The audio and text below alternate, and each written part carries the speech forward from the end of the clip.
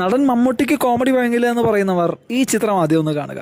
ചിത്രം രഞ്ജിത്തിന്റെ സംവിധാനത്തിൽ മമ്മൂട്ടി നായകനായി 2010 പുറത്തിറങ്ങിയ പ്രാഞ്ചിയേട്ടൻ ആൻഡ് ദി സെയിന്റ്. കോമഡിക്ക് പ്രാധാന്യം നൽകി ഫീൽ ഗുഡിന്റെ അങ്ങേയറ്റം കാണിച്ചു തന്നൊരു മമ്മൂട്ടി ചിത്രം. നമ്മുടെ ഈ ചാനലിൽ 100ാമത് ഷോർട്ട് വീഡിയോ ഒപ്പീനിയൻ പോൾ നടക്കുന്ന കാര്യം നിങ്ങൾക്ക് എല്ലാവർക്കും അറിയാമല്ലോ. അതിൽ 3ാമത്തെ ചോദ്യമായിരുന്നു നമ്മുടെ ലാലേട്ടന്റെ ഏത് രീതിയിലുള്ള ചിത്രം തിരഞ്ഞെടുക്കണം എന്ന്.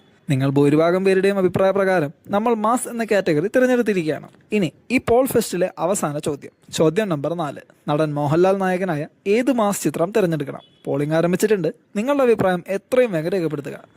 ഈ ചിത്രത്തിന്റെ കഥയിലേക്ക് വരുമ്പോൾ നായകൻ ഒരു ധനികനായ ബിസിനസ്സുകാരനാണ്. ഒരവസരത്തിൽ നായകന് വളഞ്ഞ വഴിയിൽ ഒരു ചെറിയ പത്മശ്രീ പുരസ്കാരം നേടണമെന്ന ചെറിയൊരാഗ്രഹം. ഇതുപോലെ നായകന്റെ ജീവിതത്തിലേക്ക് കടന്നു വരുന്ന രസകരമായ കാര്യങ്ങളാണ് ചിത്രത്തിന്റെ പ്രധാന പ്ലോട്ട്. ചിത്രത്തിൽ നായകന്റെ ഇൻട്രോ തന്നെ വളരെ റിലാക്സിംഗ് ആയിരുന്നു. ഇനി ഞാൻ ആദ്യം പറഞ്ഞ കാര്യം, നടൻ മമ്മൂട്ടിയുടെ കോമഡി. അതിന് ചിത്രത്തിലെ ഈ സീൻ തന്നെ ധാരാളം.